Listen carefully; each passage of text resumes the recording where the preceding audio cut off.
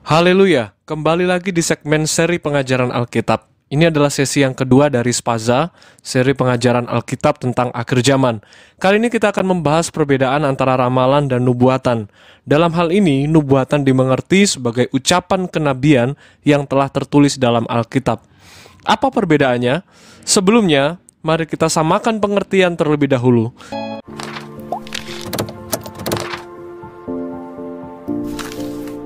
Kita sedang membahas berita tentang masa depan. Hal-hal ini bisa kita bagi dalam dua kategori berdasarkan sumber atau sifatnya. Pertama, berita masa depan yang bersumber dari hal-hal rasional. Contohnya, prediksi kemenangan dalam suatu kompetisi atau perakiraan cuaca. Berita tentang masa depan ini didapat dari disiplin ilmu pengetahuan dan mengikuti alur-alur silogisme yang berlaku. Hal sederhana saja, jika cuaca mendung maka kita meramalkan akan turun hujan.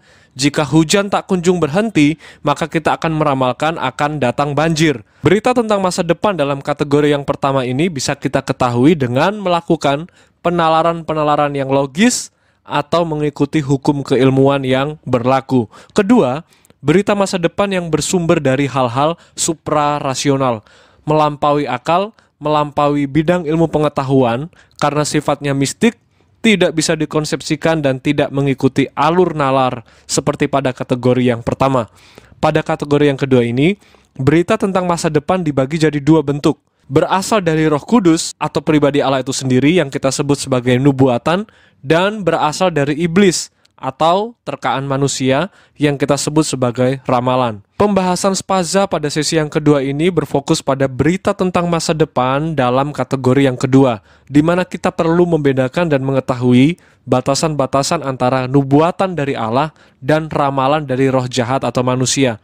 Sebelum lebih lanjut lagi, perlu diketahui bahwa nubuatan dalam Alkitab, khususnya Perjanjian Baru, tidak selalu berarti berita tentang masa depan. Nubuatan dalam konteks karunia-karunia Roh Kudus dalam jemaat dimengerti sebagai penyampaian firman Allah. Dalam arti itu, bernubuat berarti berkhotbah atau menyampaikan firman Allah. Tetapi bukan itu area yang akan kita bahas dalam sesi yang kedua ini. Nubuatan yang sedang kita bahas dalam sesi kali ini adalah dalam pengertian berita tentang masa depan yang disampaikan oleh hamba-hamba Tuhan yang telah tertulis dalam Alkitab.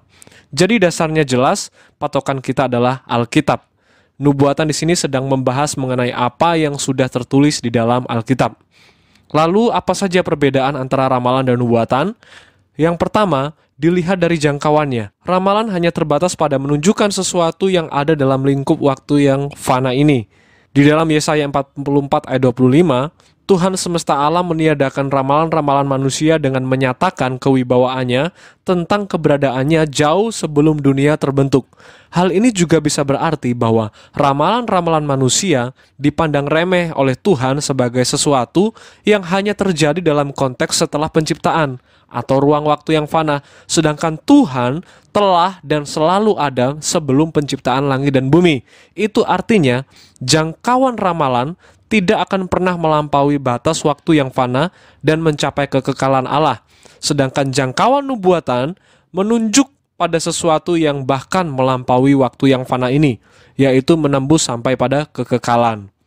Yang kedua, kita lihat dari sifatnya. Seperti yang kita telah ketahui tadi, ramalan hanyalah terkaan belaka, sebuah tebakan tanpa dasar-dasar yang bisa dipertanggungjawabkan. Yeremia 14 ayat 14 berkata bahwa ramalan adalah suatu tipuan belaka atau rekaan hati manusia.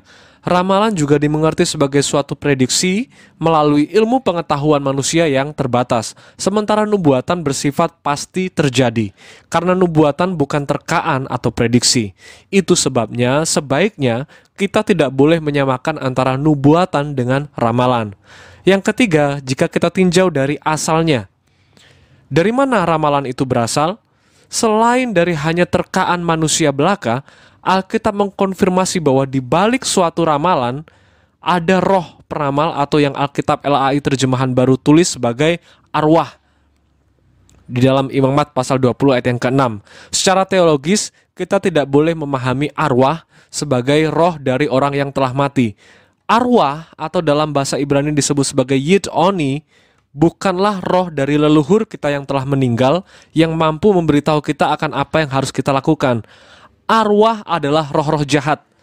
Arwah adalah kuasa kegelapan. Wycliffe menafsirkannya sebagai sebuah pengetahuan di luar akal manusia yang mampu memberitahu sesuatu kepada manusia.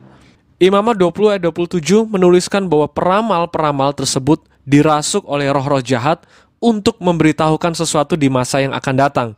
Itu sebabnya kenapa ada horoskop atau zodiak dan beberapa ramalan-ramalan terkenal yang seringkali ternyata terbukti benar.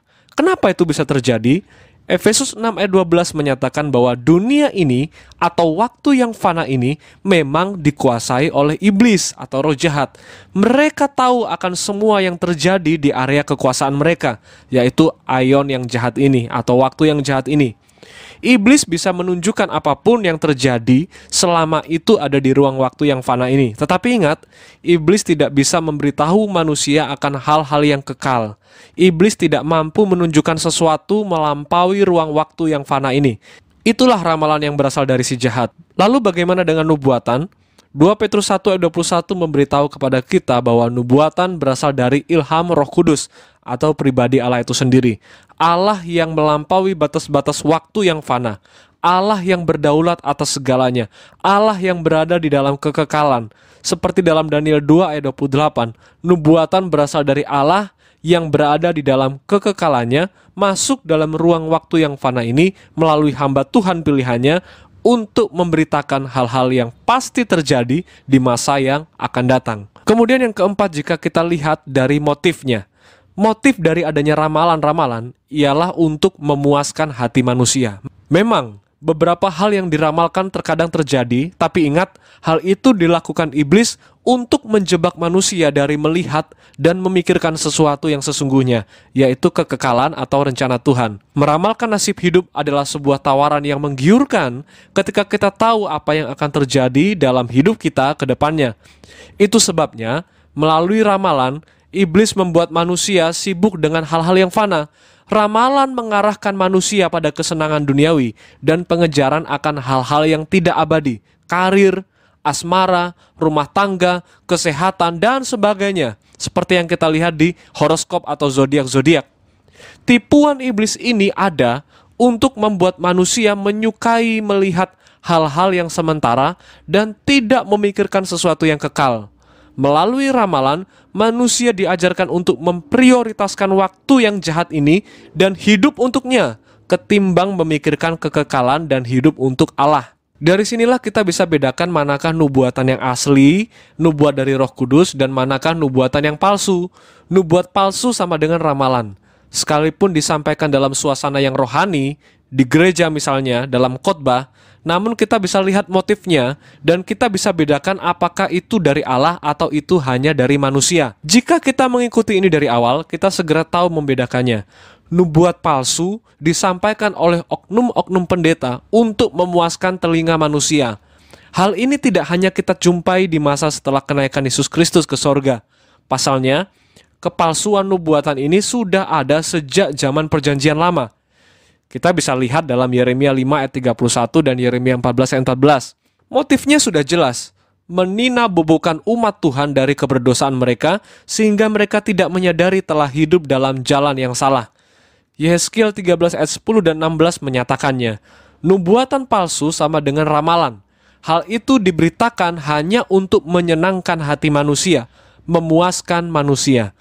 Sama seperti kisah dalam 1 Raja-Raja pasal 22, di mana waktu itu Raja Israel memilih nabi-nabinya sendiri, kira-kira sekitar 400 orang nabi, untuk mengucapkan nubuatan-nubuatan palsu yang memberitakan kemenangan raja. Ramalan tentang diri sendiri memang incaran manusia yang telah jauh dari Allah. Mereka cari berita-berita masa depan yang memihak mereka dan mengabaikan kepentingan Allah. Itu sebabnya, waktu Raja Yosafat tanya kepada Raja Israel tentang siapa lagi orang yang bisa meramal, Raja Israel menjawab ada, seorang hamba Tuhan namanya Mika. Tapi dia tidak suka dengan kinerja Mika sebagai hamba Tuhan, karena apapun yang disampaikan Mika sebagai nubuatan dari Tuhan, tidak pernah berisi berita-berita yang baik atau menguntungkan raja. Nubuat dari Tuhan selalu merugikan masa depan raja yang jahat, dan raja tidak suka itu. Sebagai umat Tuhan, Master plan rencana Allah dari awal sampai akhir yang penting untuk kita ketahui telah tertulis lengkap dan jelas di dalam Alkitab. 66 kitab, Kejadian sampai Wahyu, sesuai dengan apa-apa saja yang kita perlu ketahui tentang rencana Allah bagi manusia yang telah jatuh dalam dosa. Jika nih misalnya ada ya pendeta yang klaim sedang menyampaikan nubuatan, ukurlah pesan yang disampaikannya dengan apa yang sudah tertulis dalam Alkitab. Jika saudara menemukan perbedaan, abaikan ucapannya dan pilihlah apa yang tertulis dalam Alkitab. Jika nubuatan-nubuatan pendeta itu berisi tentang masa depan seseorang yang disampaikan secara spesifik, misalnya kamu akan menikah dengan si A, kamu akan punya ini, kamu akan punya itu, atau hal-hal yang akan terjadi di suatu tahun, misalnya 2021 akan terjadi ini, bulan ini akan terjadi ini, Roh Kudus bilang tanggal ini akan terjadi ini, Tuhan bilang besok akan terjadi ini dan ini. Ketahuilah bahwa itu bukan nubuatan yang kita pahami secara benar seperti yang Alkitab jelaskan. Nubuatan adalah tentang Allah, kehendak Allah, rencana Allah, dan kepentingan Allah, dan semua sudah tertulis di dalam Alkitab. Jika ada pendeta yang menubuatkan yang baik-baik, yang ada hubungannya dengan kemuliaan nama Tuhan, misalnya tentang masa depan rumah tangga saudara, tentang hidup saudara, tentang pelayanan saudara, tentang masa depan suatu gereja, tentang masa depan pekerjaan Tuhan di suatu wilayah, aminkan saja kata-kata pendeta itu sebagai perkataan iman, atau doa atau harapan, tanpa perlu menganggapnya sebagai suatu nubuatan yang benar-benar pasti akan terjadi. Penyataan-penyataan dari Roh Kudus ada untuk meneguhkan iman seseorang, bukan ada atau datang sebagai suatu nubuatan yang baru yang belum pernah tertulis dalam Alkitab. 1 Yohanes 4 ayat 1 dan 5 tertulis, "Saudara-saudaraku yang kekasih, janganlah percaya akan setiap roh, tetapi ujilah roh-roh itu, apakah mereka berasal dari Allah, sebab banyak nabi-nabi palsu yang telah muncul dan pergi ke seluruh dunia. Mereka berasal dari dunia, sebab itu mereka berbicara tentang hal-hal duniawi dan dunia mendengarkan mereka." Motif dari adanya ramalan atau nubuatan palsu adalah untuk kepentingan manusia semata, sedangkan motif dari adanya nubuatan yang diilhami Roh Kudus selalu menyatakan isi hati Tuhan, walaupun terkadang pahit untuk kita terima, tapi demikian adanya rencana Tuhan. Nah, kita telah mengetahui perbedaan antara ramalan dan nubuatan ditinjau dari 4 hal tadi. Sekarang kita masuk ke pembahasan lainnya, perihal dekatnya kedatangan Tuhan Yesus kedua kali. Jika ada yang berpikir, sering diberitakan Yesus Kristus akan datang, segera datang, sudah dekat, tapi sampai sekarang kok belum datang-datang juga? Lantas, sedekat apakah kita dengan waktu kedatangan Tuhan Yesus yang kedua kali? Hal ini bisa kita mengerti dengan 2 cara. Cara pertama, jika kita mengertinya dari masa hidup kita. Sedekat apa kedatangan Tuhan Yesus? Sedekat waktu kematianmu. 1 Tesalonika 4 ayat 15-17 tertulis bahwa seandainya Tuhan Yesus Kristus datang sekarang saat kita masih hidup, maka kita tidak akan mendahului orang-orang yang telah meninggal saat berjumpa dengan Tuhan Yesus nanti.